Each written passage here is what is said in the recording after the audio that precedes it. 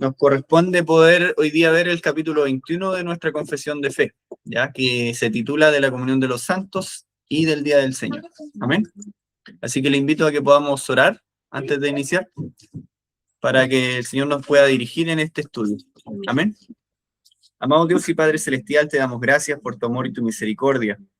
Gracias, amado Dios, porque nos das la oportunidad, Señor, de poder exponer, Señor, hoy el capítulo 21 de nuestra confesión de fe, la cual, Padre Santo, vinculamos, Señor, directamente a la Escritura. En ningún momento, Señor, queremos ponerla por encima, Señor, o quizás complementarla, Señor, sino que extrae, Señor, de la palabra las doctrinas, Señor, fundamentales de nuestra fe, lo que nosotros debemos creer y practicar, Señor. Gracias, Padre, por cada uno de mis hermanos, Señor, que está aquí, que está también conectado, Señor, a través de la pantalla. Te ruego, Padre, que tu Espíritu nos dé, Señor, la humildad, Señor, la mansedumbre para poder recibir, Señor, esta instrucción, que quizás, Padre Santo, podría en algún momento confrontar, Señor, las ideas que nosotros tenemos sobre aquel día del Señor, Señor, Padre, y sobre la comunión de los santos. Ayúdanos, Padre Santo, a poder estar expectantes, Señor, ante la instrucción de tu palabra, Señor, y también a amarla, Señor, y a poder amar la comunión los unos con los otros. Gracias, Padre Eterno, porque nos brinda, Señor, esta oportunidad de hacerlo por este medio, y rogamos que también de la misma manera tu Espíritu, Señor, nos ilumine, Padre, en toda sabiduría. En el nombre de Jesucristo oramos. Amén y amén. Amén, mis hermanos. Vamos a iniciar, como decía, el capítulo 21 de nuestra confesión de fe, que se titula de la comunión de los santos y del día del Señor. Como meditación inicial, nosotros tenemos dos perspectivas de la iglesia primitiva. En la primera diapositiva, como ven ahí, es una familia sobrenatural. Lo que nosotros podemos ver de la iglesia primitiva es que es una familia distinta a las familias del mundo. Era contraproducente al mundo que vivimos hoy día. Hoy día nos enseñan a ser individualistas, a proteger nuestros propios intereses por encima de todo. Sin embargo, el Evangelio transforma radicalmente nuestras relaciones, hablando en comunidad de iglesia. Al estar unidos a Cristo, somos injertados en una nueva familia espiritual y compartimos todo con generosidad. ¿Ya? Lo segundo que podemos rescatar como una introducción es el día de celebración, un día de celebración, hablando en términos buenos de la palabra, celebración, ¿cierto?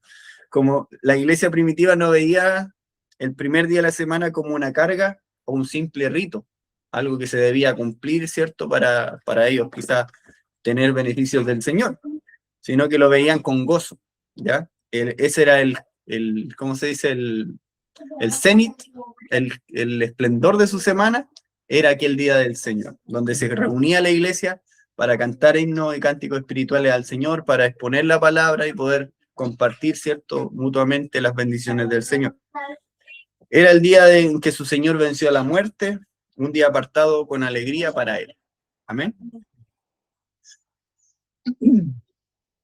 Aquí hay un principio que nosotros rescatamos de un eslogan que había allí, el doble vínculo con el creyente, que nos dice que la salvación nos une verticalmente a Dios, pero de manera inseparable nos une horizontalmente a su pueblo. Es una relación mutua. O sea, como también dice la Escritura, el que dice que ama a Dios pero aborrece a su hermano, ha negado la fe. O sea, no tiene mucho sentido. El amor de Dios se manifiesta en el amor los unos con los otros. Amén. Así que les invito a que podamos hoy día, por medio del Espíritu Santo, que nos guíe de una forma gloriosa en nuestra comunión cristiana y el gozo de descansar en el día del Señor. Amén. Bueno, el tema, como decía allí, era la comunión de los santos y el día del Señor. ¿Cuál es el objetivo de esta clase? Sabemos que hemos oído acerca del día de reposo, hemos oído que necesitamos juntarnos el día domingo específicamente, pero ¿cómo llegamos a esto? ¿Cómo fue históricamente que la iglesia tomó el día domingo, siendo que el Antiguo Testamento, el Antiguo Pacto, todas las celebraciones eran en el Shabbat, en el día de reposo?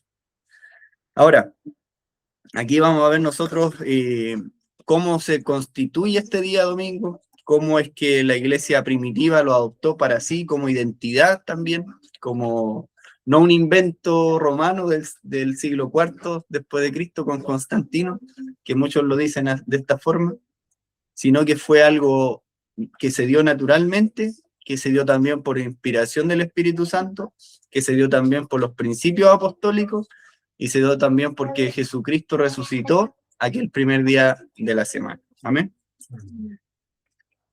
Así que, como introducción al tema, eran estas características que nosotros enlazábamos con la iglesia primitiva. El punto 1 de nuestra confesión habla de la naturaleza y la comunión cristiana. La naturaleza del día del Señor, ¿ya? Nuestra confesión enseña que todos los santos están unidos a Jesucristo, que es nuestra cabeza. Eso nosotros ya lo conocemos, lo hemos estudiado, por su espíritu y por la fe, pero esta unión, como decía antes, nos obliga a vivir en una santa comunión los unos con los otros, entre los hermanos. Por eso decíamos también en el capítulo anterior con respecto a la iglesia, que era difícil poder enlazar un cristiano, ¿cierto?, que dice que ama al Señor, pero no quiere tener ninguna relación con la iglesia, porque le cae mal el hermano, le cae mal el pastor, o no le gusta cómo se hacen las cosas en tal y cual iglesia, sino que la comunión íntima que uno tiene con Dios nos impulsa, nos anima a poder relacionarnos unos con otros y a servirnos en amor y en buenas acciones. Es lo que da a luz el nuevo nacimiento. Ahora, como dicen ahí en los puntos, todos los santos están unidos a Jesucristo, su cabeza, por su espíritu y por la fe. Esta gloriosa unión nos obliga ineludiblemente a vivir en una santa comunión, ¿ya?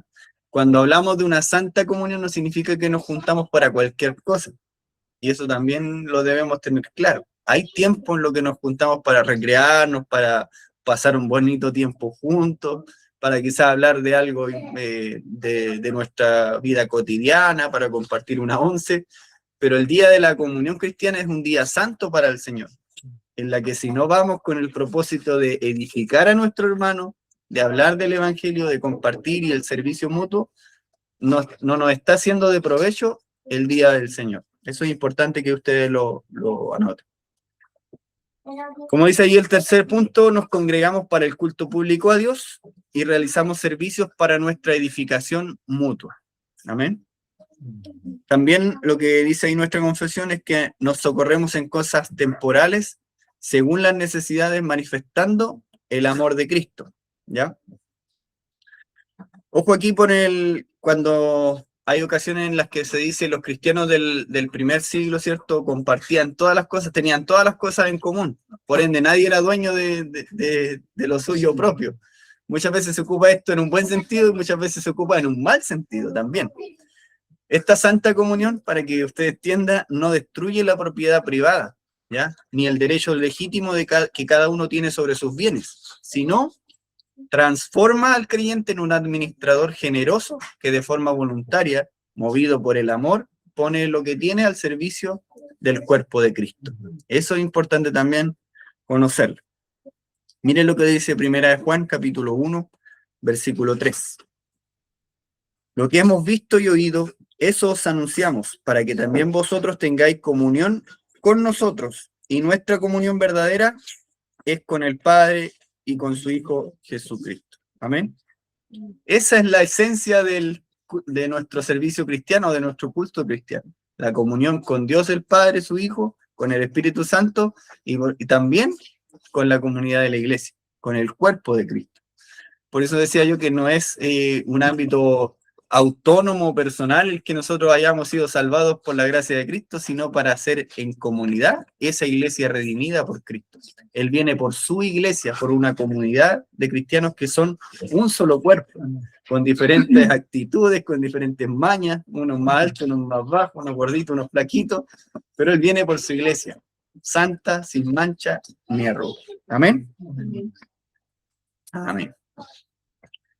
Vamos avanzando ahí en nuestro tema. El segundo punto nos habla de la adoración en el día del Señor y también el día de la adoración. Ya son dos cosas. Y aquí está la observación que hacíamos antes con respecto a esta transición histórica que existe desde el día sábado al día domingo. Para que ustedes sepan, mis hermanos, Dios ha designado un modo en el que Él quiere ser adorado. Desde el inicio de los tiempos ha sido de esta forma.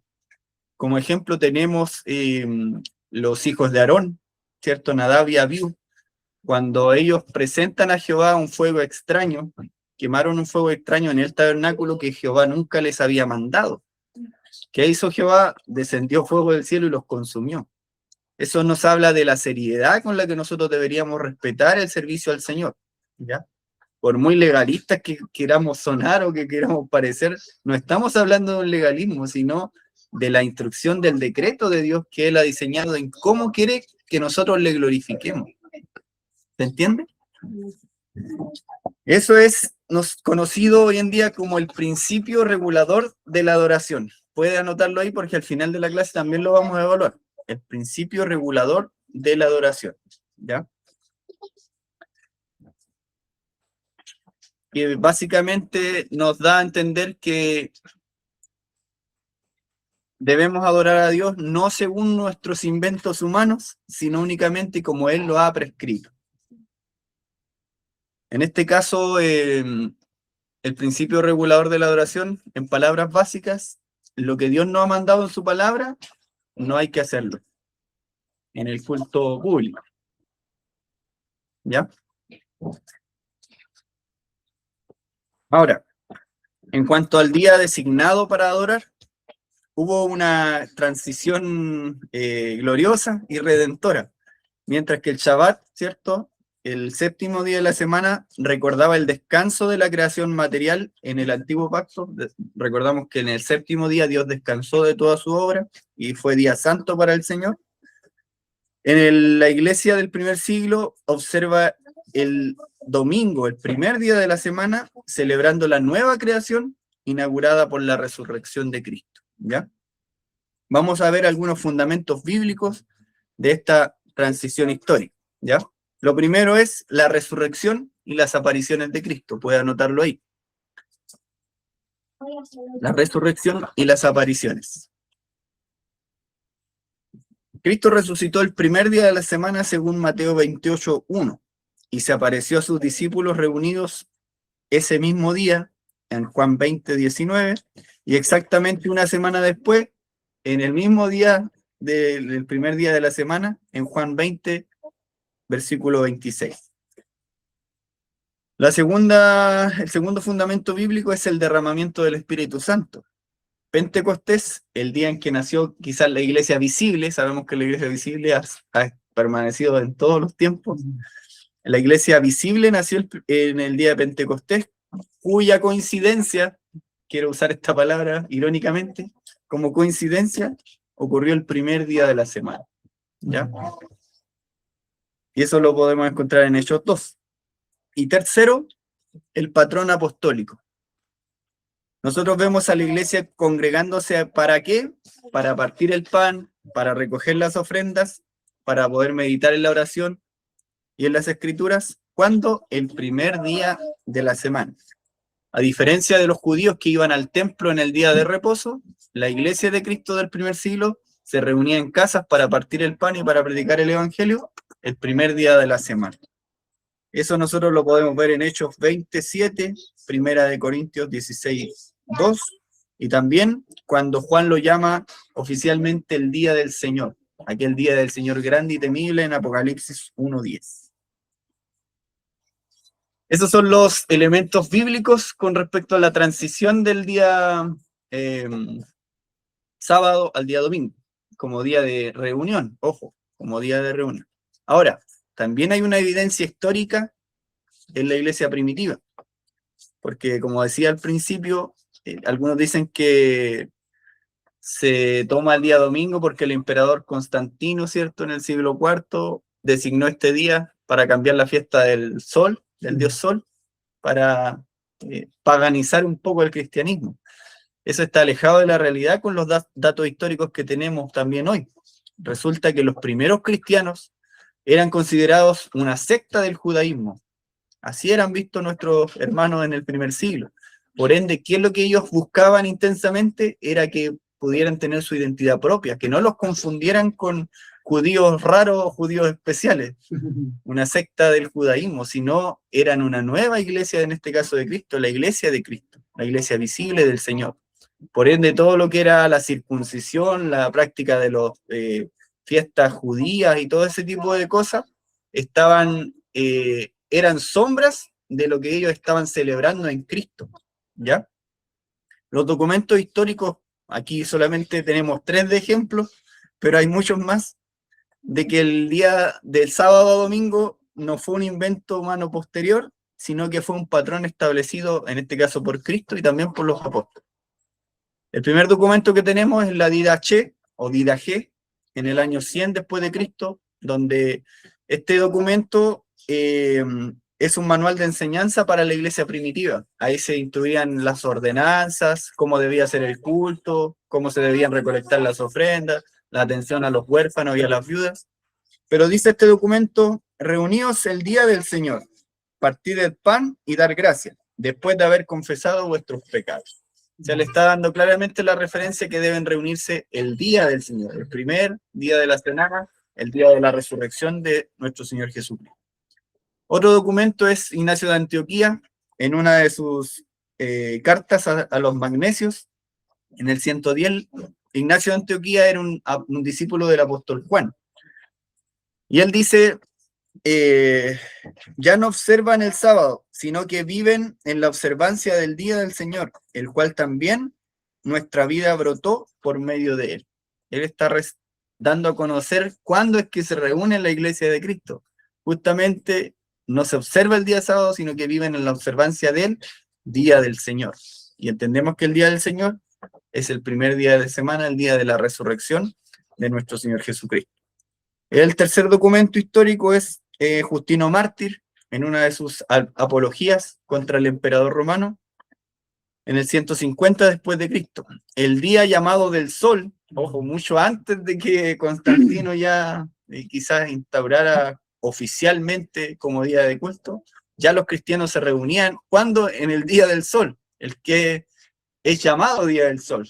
Todos se reúnen, ¿ya?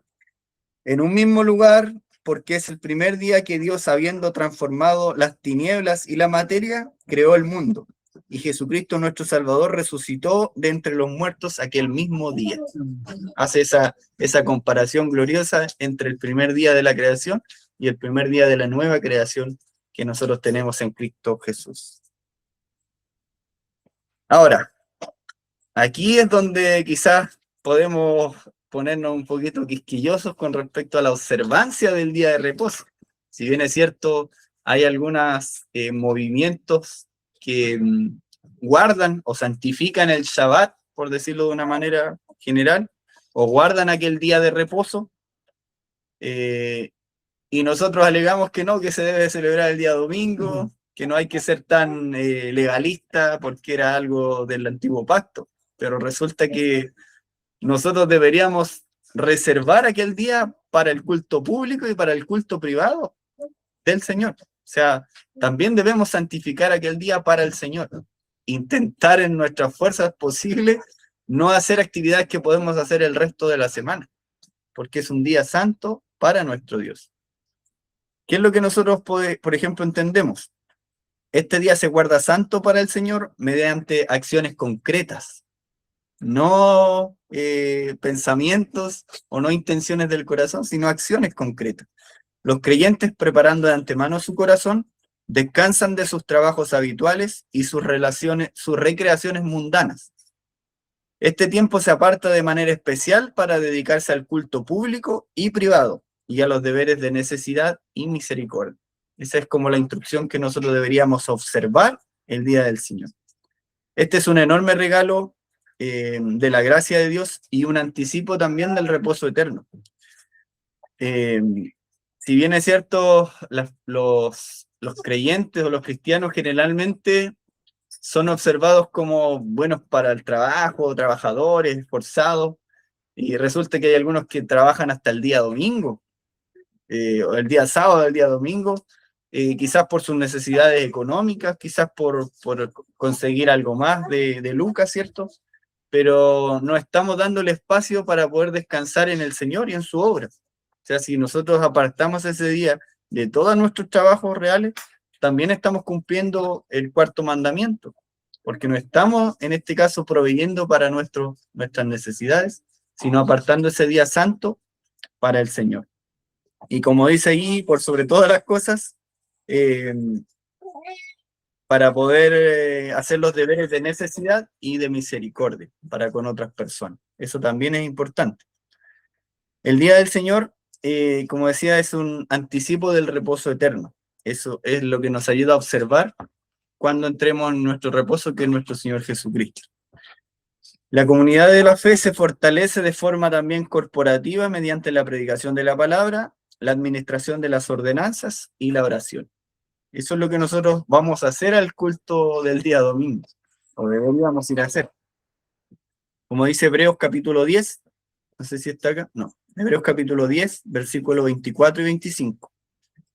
Y considerémonos unos a otros para estimularnos al amor y a las buenas obras, no dejando de congregarnos como algunos tienen por costumbre. Amén. Eso es con respecto a la observancia del día de reposo cristiano, ¿ya? Ahora, con respecto a la defensa de la ortodoxia, hay 4 cosas que me gustaría observar acá. Lo primero es el individualismo espiritual. ¿Qué es lo que se rechaza acá? Rechazamos tajantemente la idea de que un cristiano pueda vivir en aislamiento, lo mismo que decidíamos en la clase anterior. No podemos excusarnos diciendo que pertenecemos a la iglesia de Cristo o a la iglesia invisible si despreciamos la sumisión mutua, la comunión y el compromiso activo con una iglesia local que es visible, tangible, que se puede ver, que podemos nosotros decirnos que nos amamos, que podemos quizás edificarnos, que podemos disciplinarnos también. Amén. Lo segundo, se rechaza también el sabatismo legalista o el calendario ritual. Rechazamos la imposición de esas sombras ceremoniales del antiguo pacto, como el rigorismo extremo respecto al sábado judío. Sabemos nosotros que más que santificar el día de reposo, más que dedicarlo para el Señor, era la excusa perfecta para condenar todo como pecado. No se podía hacer absolutamente nada en aquel día. Pero el mismo Señor Jesucristo, ¿no es lícito acaso hacer el bien en el día de reposo? Hacer bien a tu hermano que está padeciendo necesidad. ¿Qué hombre que si su buey o su asno, ¿cierto?, no cae en el día de reposo en un pozo, uno no lo va a ir a rescatar? Eso sería un poco irónico, ¿cierto?, de parte de nuestro Señor Jesucristo. Pero Él lo da a entender como algo que nos impulsa aquel día, usarlo para el amor los unos con los otros. Nosotros hoy día descansamos en Cristo, no en un sistema legal de calendarios ni ese tipo de sombras que apuntaban al descanso de nuestro Señor Jesucristo, al mayor reposo. Lo tercero es el voluntarismo en el culto, ¿ya? ¿Qué significa esto? Rechazamos cualquier elemento de adoración que no tenga fundamento bíblico. Ahí es lo que nosotros explicábamos del principio regulador en la adoración. Solo Dios decide y regula cómo quiere ser adorado. Y es un punto que vamos a añadir después en el siguiente Power. Y el último es el secularismo dominical. Aquí es donde nosotros rechazamos la tendencia moderna de tratar el Día del Señor como un día común, para el negocio, para el entretenimiento, el cual priva al alma de la comunión con Dios. ¿Ya? ¿Se entiende ese concepto? ¿Más o menos? ¿Qué es lo que estamos haciendo cuando nosotros no disponemos ese día para una adoración al Señor? No solamente privamos a nuestros hermanos de poder tener ese vínculo, esa comunión, esa relación íntima, esa edificación mutua, sino que también estamos privando nuestra alma de la comunión con Dios. Y usted me podría decir, sí, pero en la casa yo también busco al Señor, yo también leo la palabra, también oro. Pero estamos diciendo al principio que el vínculo que tenemos con Dios nos impulsa a tener una relación mutua, de cuerpo. Porque por eso digo, Cristo vino a morir por una iglesia. Un cuerpo de creyentes, una comunidad de creyentes. No hay llaneros solitarios en este cuento. Sí, obviamente eso nos ayuda a nosotros en nuestro crecimiento espiritual, en nuestra madurez, en nuestra intimidad con el Señor, pero en algún momento tiene que manifestarse esa comunión con el Señor. Lo que sucede íntimo en nuestro corazón debe dar fruto hacia los demás hermanos. Amén.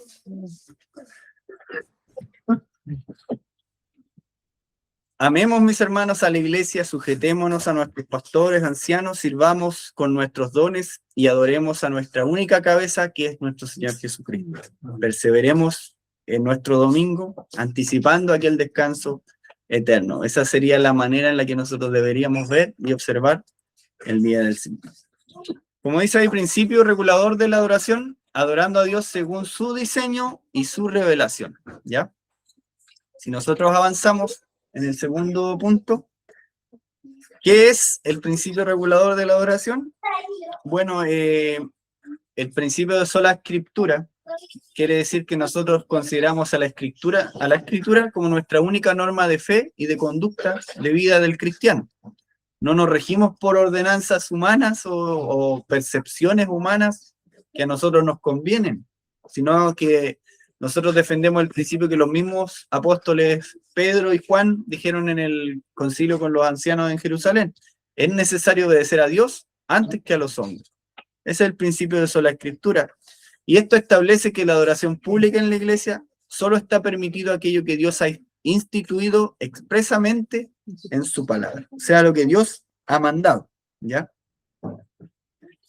¿Qué es lo que rechaza esto? Rechaza la invención humana. Lo que no está mandado o ordenado por Dios se considera prohibido, por muy buena que parezca la intención, ¿ya? Aquí también hay que tener cuidado porque yo lo hago para el Señor, si es algo que se me ocurrió a mí. Mi hermano, ¿por qué no metemos una obra de teatro en el culto si es para adorar al Señor? ¿Por qué no quemamos incienso si es para presentar un perfume grato al Señor? ¿Por qué no hacemos danzas grupales para poder adorar al Señor? Porque el Señor nunca lo ha mandado, no lo ha pedido que se realicen en su servicio de acción de gracias para Él. Que también protege el principio regulador, protege nuestra libertad de conciencia. ¿Recuerdan el principio de libertad de conciencia del cristiano, la libertad de conciencia? Decía de que lo que Dios no manda, nosotros también somos libres de ejercerlo. Pero ¿qué pasa si alguien nos obliga a participar en esos rituales por esa libertad de conciencia? ¿Debemos nosotros participar en esas ceremonias que son impuestas por el hombre? En ninguna manera. Entonces este principio nos protege de limitar ahí, ¿cierto?, las ordenanzas estrictamente a lo que la Escritura dice. Ahora, ¿cuáles son los elementos? Como dice ahí, los elementos que contienen el culto público al Señor. ¿Qué son los elementos? El qué debe hacerse. ¿Ya? Eso vamos a analizar primero porque también están las circunstancias. El cómo deben ejecutarse, hay otra perspectiva, ¿ya? Primero vamos a analizar los elementos. En esencia, los elementos son innegociables, ¿ya? Son partes sustanciales y espirituales del culto que Dios ha exigido. ¿Cuáles son las cosas que el culto debería contener? Los elementos. Primero, la lectura de la palabra. Puede anotarlo ahí o subrayarlo. Leer la Biblia públicamente. Eso es, ¿cierto?, la lectura de la palabra. Lo segundo, la predicación de la palabra. ¿Qué es esto? Exponer y aplicar las escrituras entre nosotros. Tercero, la oración, dirigida a Dios con acción de gracias, confesiones y también peticiones. Exhorto que se hagan súplicas, ruegos, acciones de gracias por todos los hombres, como dice la Escritura. Eso debe estar en el culto de adoración. El cuarto punto es el canto de alabanzas, ¿ya? Cantar salmos, himnos y cánticos espirituales. Son elementos innegociables que deben contener el culto público. Quinto, la administración de las ordenanzas o sacramentos, ¿ya? El bautismo y la cena del Señor deben estar en el culto público, ¿ya? Sexto, las ofrendas. La recolección de los dones materiales para la ofrenda, para la obra del ministerio. Esos son los elementos que Dios ha instituido para su adoración, ¿ya? Ahora, como decíamos, los elementos son el qué debe hacerse. Ahora vamos a ver las circunstancias, el cómo debe hacerse. Y aquí hay un poco más de flexibilidad al respecto, ¿ya? Las circunstancias son los detalles logísticos, prácticos y físicos necesarios para llevar a cabo los elementos, las cosas anteriores. Por ejemplo, el lugar. El lugar sería algo circunstancial. ¿Cuál es el elemento? Reunirnos para la exposición de la escritura y cantar. El lugar es algo circunstancial. Podemos reunirnos en sede, podemos reunirnos en casa, podemos reunirnos al aire libre. Eso lo podemos determinar nosotros, ¿ya? Hay una flexibilidad al respecto. El horario sería también una circunstancia. Podemos reunirnos a las 10, a las 11, a las 4, a las 8 de la noche. Esa es una circunstancia. El mobiliario de la iglesia también. Si la congregación se va a sentar en bancas, si se va a sentar en sillas, no, que las bancas son más espirituales que las sillas. No sé, me pongo en los ejemplos más extremos, ¿ya? Sillas plegables, o si nos tenemos que sentar en el suelo, o si lo hacemos siempre parados, son circunstancias. También la tecnología que se usa para desarrollar los elementos. Si usamos micrófonos, si usamos parlantes, si usamos iluminación, si usamos pantallas, si usamos himnarios impresos, o si transmitimos las letras en un computador. Y también el idioma también sería una circunstancia. El lenguaje humano en el que se predica y se canta, o la necesidad también de usar traductores, ¿ya? Porque hay iglesias que también usan traductores de la palabra. Ahora, lo que no se nos puede ir es las circunstancias, porque en las circunstancias se aplica el principio de la libertad de conciencia, que esa conciencia debe estar saturada de la escritura para poder también discernir qué elementos o qué circunstancias son, digamos, decentes y en orden, como dice la palabra en 1 Corintios 14:40, que dice que todo se haga decentemente y en orden, ¿ya? O sea, ya si vamos a cantar y tenemos la necesidad de usar tecnología, podemos usar instrumentos de música, quizás parlantes, pero no para hacer un show o un concierto, sino para desarrollar el punto central, que es el elemento, el canto al Señor. Y si lo queremos hacer sin instrumentos, con las voces de los hermanos, también se puede. Lo importante es que se haga decentemente y en orden, ¿ya? No que, hermanos, cada uno traiga su canto y cantan ahí y se van turnando, no, hay una dirección, hay un patrón, hay algo que tiene que ser coherente, un orden para el servicio santo al Señor. Para comprender mejor estas dos diferencias, como tenemos acá, vamos a explicar algo sobre los elementos y también algo sobre las circunstancias. Como decía allí, el elemento es el qué, lo que Dios exige. Es el núcleo de la adoración y las acciones que Dios manda. Las circunstancias, ¿qué es lo que son? Son los detalles logísticos necesarios para realizar el culto, ¿ya? Los elementos. ¿Cuál es el origen de los elementos, de lo que Dios manda? Bueno, el origen de los elementos están instituidos en la Escritura. Ese es su origen, su naturaleza. Y está mandado por Dios. Las circunstancias son dictadas por el sentido común de los creyentes, la cultura y también nuestras necesidades. Porque quizás podemos tener una iglesia más numerosa, donde necesitemos también transmitir en pantalla para que los que están más atrás puedan ver, alcanzar a leer, ¿cierto? Puedan recibir el audio, puedan tener acceso a ese tipo de cosas. Quizás vamos a necesitar tecnología, o quizás vamos a necesitar un espacio más grande. Eso es una circunstancia donde se debe hacer, ¿ya? Lo que se debe hacer es el elemento, reunirnos. Ahora, los elementos con respecto a la flexibilidad. ¿Qué se puede cambiar? ¿Qué no se puede cambiar? Estos son universales en todas las iglesias bíblicas. La predicación de la palabra, la oración, los cánticos, la recolección de ofrendas y los sacramentos son intransables, son innegociables. ¿Por qué? Porque Dios es inmutable. Él no cambia. Por ende, Él determina cómo debe ser adorado. No hay flexibilidad en el elemento. Sí, en las circunstancias. Son adaptables según la época, según la tecnología y también según el contexto local de cada iglesia. ¿Se entiende? Quizá en una iglesia en Asia ni siquiera usan sillas en sus casas. Todos se sientan en alfombra o en el suelo. No tienen por qué tampoco en la iglesia ir y hacer sillas. Eso sería algo local, algo, un contexto cultural presente. Ahora, tampoco es que ellos, cierto, en sus costumbres hacen fiesta a los santos y a los muertos y cosas así, y eso lo van a llevar a la iglesia, eso ya es sincretismo religioso. Hay que también tener entrenados, como dice la Escritura, los sentidos para discernir qué se puede hacer y qué no se puede hacer, porque las circunstancias son flexibles, lo podemos nosotros manejar decentemente y en orden. Nunca se nos tiene que olvidar ese concepto. Acá tenemos un ejemplo. ¿Cuál es el elemento en el canto? El acto de cantar alabanzas a Dios. Eso es lo central. Las circunstancias podría ser usar partituras, proyectar las letras de las canciones, o cantar a capela, o usar instrumentos de música.